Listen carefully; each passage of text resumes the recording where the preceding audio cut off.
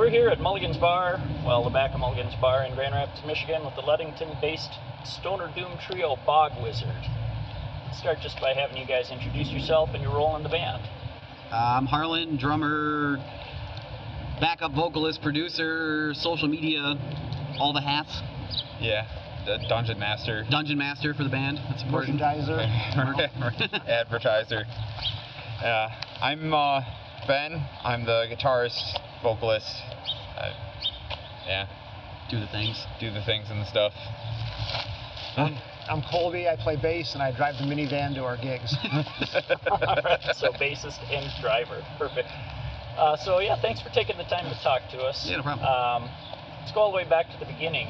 2018 or so, I think. That sound about right? What's your origin story as a band? So Ben and I actually go way, way back. It was like college, around 2007-ish. None of us knew how to play instruments, and we decided we wanted to start a band, like one does. So we kind of all picked our instruments. I actually picked guitar. I was on bass at the time. Yeah, we've switched around a bunch since then. Yeah. But Ben and I we ended up settling into, he started playing guitar, and I started playing drums. And we kind of settled into a groove of really casually playing every other weekend, just sort of jamming, doing improv sessions for a really long time. And then it was probably around 2016, 2017, we were like, hey, I think we don't suck finally. Like a good decade of just messing around. Yeah. So we had a couple songs that we put together. We had the Melvin's Cover the Bit that we did. And we're like, yeah, so let's make the EP. And that was Campaign, the EP we put together. And then we used that to draw in Colby. And it was about 2019, I think. You joined? Yeah, 2019. We started working on what became From the Mire. Okay. Yep.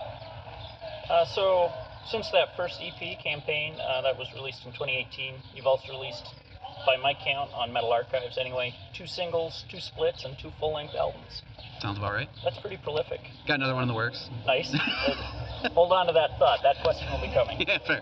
So how do you keep putting out so much quality material in that length of time? Well, the pandemic helped. If it helped anything? Well, yeah. We were going to start getting out and playing some more shows. We had a show lined up here at Mulligan's. It was supposed to be April 19th, yeah, 2020. It was going to be midnight. Wow. We were going to hit 420. And then right. it just did not happen. Yeah, it was the pandemic. It didn't happen. So I think we kind of regrouped, and we were like, we were planning on releasing From the Mire that year, and we were going to start hitting shows hard. We were going to start going at it, doing live stuff, and that just changed, obviously. Yep, sure. So it was almost like a coping mechanism to just write more music. And it was like the one thing we could do is just jam and write more music. And the album Miasmic Purple Smoke was a lot angrier for a reason during that time. Yes. For sure. Yeah. There's a lot of stuff. We unpacked some things. And yeah. And and then after that was written, we did the split with From the Mire, then we did Dust Lord split. We put together, we met them online. Spike from Dust Lord, we met him on the Sleep Facebook group actually. Nice. And we ended up talking. We both, both bands had some material ready to go, and we're kind of ready to get at releasing something, but not enough for a full length. We're like, hey, let's introduce our audiences to each other, and we felt like we were good combinations. We put that together. Then we had Me as a Purple Smoke, which was, like I said, the angry album. Yep. And while we were working on Me as a Purple Smoke, we ended up talking to Frog Lord, which absolutely hilarious dude. He's one of my favorite people now.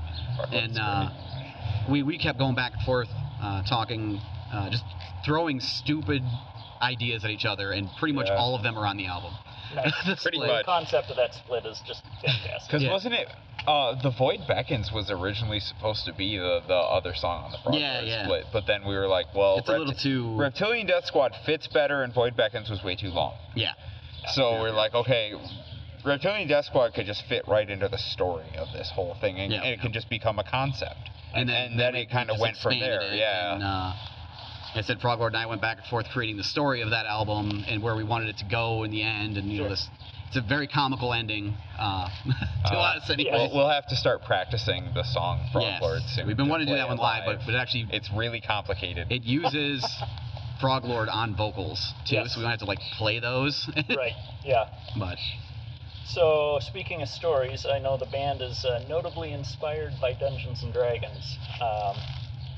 And you guys, some of you at least play together? Yep, together? Ben and I have been playing together for a really long time. We still actually haven't gotten Colby in. We've been saying we need to get a game together with the Yes. whole band for over It's been a couple years. It's been now. too long, and then it was like the pandemic hit, and we were being extra safe, and it was like, Sure. we're just gonna do practices with masks on and like be extra cautious. Yep. And like around a table D&D felt like it was too close and tight, so. Yeah. And then we started getting going again. We're like, well, now we're doing shows and we're busy on the weekends, and ironically, our D&D band is keeping us from playing D&D.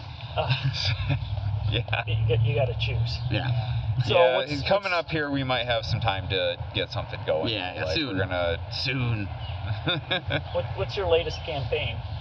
Oh God, what did we play recently? The last one we played was the Morkborg. Yeah, actually. it was It was Morkborg. the Dungeons and Dragons. We were playing Morkborg or Morkborg. It's kind of up in the air how that's pronounced, but it's a really simplistic kind of tabletop RPG, which is you expect to die in the game. Like, Yes. you It's described as a doom metal song of a game. It's a doom metal album of a game. Yeah. Yeah. So immediately we had a bunch of our fans were like, "Hey, you need to check out this game because I feel like you guys would do well with this. This is your thing. It's very metal artwork on it, like all the metal logos and gnarly creatures and things like For that." sure. Sounds like a good fit for you guys. And we ended up actually doing there's a Kickstarter, 7 Aboard the Shackle, a module for that, which one of the goals was a soundtrack for it from us. Fantastic. And did they get to that goal? Yes, they did. Oh yeah. Fantastic. It's on cassettes. It's almost sold out of cassettes on their Kickstarter, and then we'll have a handful left over probably. So, are any of your songs directly based on any campaign moments from? A lot of Most of them probably. The first song that we ever wrote together, called Shapeshifter, is directly based on a pretty epic session of a campaign that we did. Nice. That game my wife was playing, we ended up naming our daughter after the character she was playing in that game. Yeah. That is fantastic. Paladin of Death is again about a character from that campaign. The Rogue is about one of my rogues I've been playing for probably 17 years or so. Nice. Most of our music is in some way is either directly a campaign, a character, or a basic idea that we've experienced in D&D. Yeah. Or it's something else that's, outside motivations that are in a fantasy type setting. Okay. Any other nerdy stuff you guys are into? Plenty. Miniature painting. Video games. Lots of video games. Yeah. I actually do video game level design on the side of the game Team Fortress 2. Actually, that's this one right here. Nice. And I've got some. That's a whole big thing we could get into. My kids are gamers. My daughter's actually studying to as a video game developer. Oh, nice. Yeah. How about other lyrical themes in your music? There's definitely some like political undertones. I actually think that's like how you ended up finding us. Yes. Was I was talking about it on Twitter, and I try to always work in some kind of, for lack of a better term, agenda in our music, because I feel like if you've got a platform, you should use it in some way positive. So there's always a little bit of a touch of that happening in a lot of our music, through a lens of fantasy, through a lens of Dungeons and Dragons, and then there's kind of like we said, our characters, our campaigns influencing that. It's we try not to be completely cut and dry, like we're just goofy concepts. We try to have some kind of meaning in there too. Yeah. Not all of them, to be fair. Yeah. There's a some lot of the stuff that I write is just pretty much about D&D, and I don't have a hidden message. But I will say that one of our songs that is probably our heaviest and most brutal is actually about my cat. Okay. And not many people have realized that yet, so that might be a spoiler there. I'm gonna have to go back and sort through some things, see if I can figure that out. She's actually featured. There's noises of her in the song.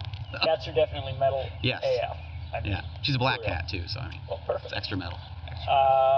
Tell me about your songwriting process. it's different for each of us. Like, if he can get into his head and just like produce riffs and lyrics and just record them on his phone, and that's I've got a pile of recordings on my phone of me like hiding out in the cooler at work, like like I've got a ton of that. We went back and actually listened to one of them, and I was like, oh yeah, this is Barbarian. This is exactly. I'm like, damn, that riff was pretty like progressed pretty for close, how early it was. And then whereas on my side of things, it's a little bit more You gotta have the guitar with you. Yeah, I have. It happens in the jam space. Like it's just more spontaneous. Like, ooh, that riff was good. I'm glad we recorded that. And then figuring out everything too. What fits together. Sure. And then once we have something I can work with, I'll maybe start writing the lyrics. And a lot of times, too, because I always call myself the DM of the band. It actually applies to our lyric writing as well. Okay. Because there'll be times where we've got a cool like set of riffs, we got a cool kind of song structure that we want to go with. And we want to start working on the lyrics. We have like a general kind of like name for the song or like theme. But it needs to go places. Really good example of that is Orange Goblin. Actually, the way we wrote that one, because I was struggling with it. I had sort of a lyrical rhythm and stuff I wanted, but I was having trouble coming up with the actual content. And you just threw a big list of stuff at me. It was like a big list of buzzwords and I'm concepts. Like, okay, arrange and kind of. Maybe change some words for others that mean similar things, and then all of a sudden, oh hey, we have kind of a song. But the big one, I know, because I feel like it was like with Shapeshifter. There was a couple songs that we did that I remember. I'm just pacing back and forth in the basement, and it was literally he was the player and I was the DM, and I was like, okay, so we're going. You need to go to this place. This is where you're at. This is what you're doing. What do you do? And he'd like come up with an idea, say, okay, this is what you see. This is where you are. Then what do you do? And we like just had a really linear. We tell a lot of like linear stories in our songs. Okay. There's a start and an end to them. Yeah. And very much like D&D, we put them together almost improv style, and then he goes back. He takes like the notes he jotted down and came up with a bunch of. He's a lot better lyricist than I am, so more poetic. So you put it together and. Well, thanks. Yeah. So let's talk about artwork. Yeah. The artwork across your releases is all kind of different, but all pretty cool. So how do you come up with the art concept? Do you just hire different artists? How does that all come about? So the main one that we have is a guy named Alistair Stroh, based out of the UK. Okay. He did From the Mire. He's done the single art for Swamp Golem. He did Me as a Purple Smoke. He actually did my tattoo here. Nice. And he's always been kind of our go. He's got like a really kind of trippy. I've always called it like an acid trip sort of comic style. Sure. And I just gave him an idea. I was like, hey, From the Mire was his first work he did for us. I said, hey, there's this creature. He's a swamp golem. This is what he's about. This is what he does. Like, what do you have an idea? I was thinking about him standing in a swamp or something. And he ended up, kind of sketching up some ideas and coming back to me, and ended up with the cover of From the Mire in the end. And he also did the single art for Swamp Golem, kind of a front view of the same creature. Okay. And we bounce back and forth, and he's always my go-to guy for a lot of our main releases. Okay. But then we had Marinko Milosevsky, that's his name actually. He approached us asking if he wanted us, or if we wanted him to do any kind of art for like show posters or album, whatever. He's like, hey, I want to do something for you guys. And he sends us his portfolio. And I looked at it, and this guy's done Red Dead Redemption 2, box art, like all these. It's very, very huge licenses, wow. TV shows, movies, these very, very American Horror Story he's worked with, wow. like very, very big things. I was like, dude, we can't afford you. Like, we're a tiny band. He's like, no. He's like, I just miss doing band stuff. He's like, I'll whip something up for you for free. Okay, so my buddy Badger Pig, he's always had the kind of a cool pixel art style that he does. Yeah. And he had some ideas. We were originally going to think about doing like a fighting game, sort of like Street Fighter era. We were thinking about like a stage or a character select screen, where it's gonna be like the Frog Lord versus the Bog Wizard. And we ended up scaling back the idea a little bit because it was getting a little bit too ambitious. But he ended up doing a really cool pixel art style for that fits the video game kind of gaming theme that we have in general. Sure. And it turned out super cool. It really did. So you guys have some Pride shirts coming? Yep. Pre-order up already? Yep, I just started doing that this last week for Pride Month. We did a whole array of flavors and flags, and it ended up last year we raised money for the Trevor Project with just the kind of a gradient rainbow flag, right. And this year we're trying to expand a little bit and give some more variety to it. And the reception's been really good so far. I think we've already raised more money in the first like handful of days That's that awesome. I started it since. How the original. long did the pre-orders run? End of June. So it'll be like end of the month. I'll put the orders in for all the shirts, and we'll get them in a couple weeks later. And let's go back to some music. What are you guys listening to lately? Anything that deserves a real shout out, especially if it's like a lesser known band or anything like that? Well, one of my consistent favorites has been All Them Witches. Okay. Real like bluesy. It varies what they do. Like, so some of their stuff is real bluesy. Some of it's more like psychedelic ambient, almost. Okay. There's so much good stuff out there. There's just so much. Pallbearer is consistent. Sure. Always, and a bunch of local stuff. Actually, I've got guys we're playing with tonight. Room 101 in my playlist. I've got Funeral Noise in my playlist. Tiny Tree. All these local guys that we show up. Play shows and go, oh my with god, these them guys kick ass. I want to listen to more of them. That was my reaction to Room 101 when we first heard them. Was we were outside setting up and they started playing and I had to stop for a second and just go, oh, that tone. Yeah, I think I've been all over the place lately. I've been listening to a lot of bigger stuff, but like Windhand is a big one that I always end up coming back to a lot. Yob, that's another one. Yob is really big lately. I've been into. I'm still always listening to Wounded Kings too. Yeah, that was Wounded like Kings. the Wounded Kings were the doom metal band that got us into doom metal. Yep. Okay. They're really good. Unfortunately, not a band any longer, as far as I know, but still really good. Yeah, there's this band called Black Sabbath we all kind of like. Yeah, it's really lesser known. It's from England or something, I don't know. Yeah, somewhere over there. Any other shows coming up? The next one, mid-July, we're playing in Jackson at the Music Box with Wrath, and which is celebrating their 40th anniversary or something like that. We're playing, and Fearless and a bunch of other bands that are playing that night. Okay. And then at the end of the month, we're actually going to be going down to Ohio to the Ohio Doomed and Stone Festival, which we're really excited about. I think I saw those flyers. Yes, that one's going to be a big one for us. Yeah, that's exciting. Finally getting out of the state, actually. First time at a festival in general for both of us. Yeah. And then we're playing it. Yeah. So Very that'll cool. be cool. I've only been to one in my life, so. Final question, anything else we need to know about Bog Wizard? We got lots of merch. Please buy it. Going to shows is expensive, and we need hotels and all kinds of stuff. Main thing, hit us up, bogwizard.bigcartel.com. Okay. Listen to us, bogwizard.bandcamp.com, on Spotify. The link tree would be a good shout out. That's hard to. Oh, never mind. But yeah, Google Bog Wizard, and we are the main thing that comes up. So come check us out. We do have the soundtrack coming out not too long. I don't think we have a set date for that yet, but that'll be the soundtrack for the 7 Aboard the Shackle, which we have one original song and a bunch of instrumental versions of previously released tracks we've done.